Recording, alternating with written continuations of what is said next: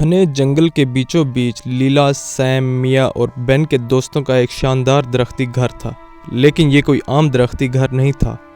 اس میں ایک جادوئی دوربین تھی جو ان کے خوابوں کو حقیقت میں بدل دیتی تھی۔ ایک رات لیلا نے دوربین میں جھانکا اور حیرت سے بولی، دوستو، ہم خلا میں ہیں۔ اچانک ان کا درختی گھر ایک چمکدار خلائی جہاز میں بدل گیا اور وہ رنگ برنگے سیاروں، جھلملاتے ستاروں اور ایک بڑے دوست نما خلائی مخلوق کے قریب سے گزرنے لگے۔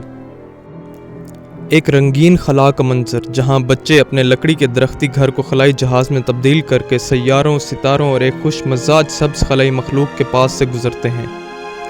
پھر سیم نے دوربین کو پکڑا۔ او، ہم سمندر کے نیچے ہیں، وہ چیخا۔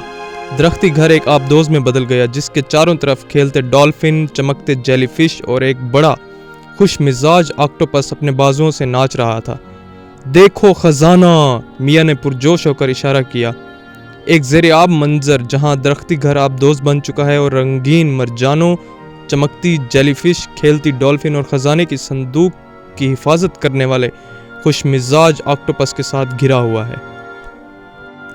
آخر کار بین کی باری آئی۔ او نہیں، ہم آتش فشاں میں ہیں، وہ چیخا۔ دوربین کو زور سے پکڑتے ہوئے ان کا درختی گھر ایک پتھریلی چٹان پر کھڑا تھا۔ نیچے گرم لاوا ابل رہا تھا۔ خوش قسمتی سے ایک دوستانہ لاوا مونسٹر نے ان کی مدد کی اور انہیں ایک خفیہ غار تک پہنچایا جہاں چمکتے ہوئے کرسٹل موجود تھے۔ جیسے ہی آسمان پر ستارے چمکنے لگے، دوربین پھر سے عام ہو گئی اور دوست محفوظ درختی گھر میں واپس آ گئے۔ ہم اگلی بار کہاں جائیں گے؟ لیلا نے پوچھا۔ کہیں بھی، سب نے خوشی سے کہا اور مزید مہمات کے لیے تیار ہو گئے۔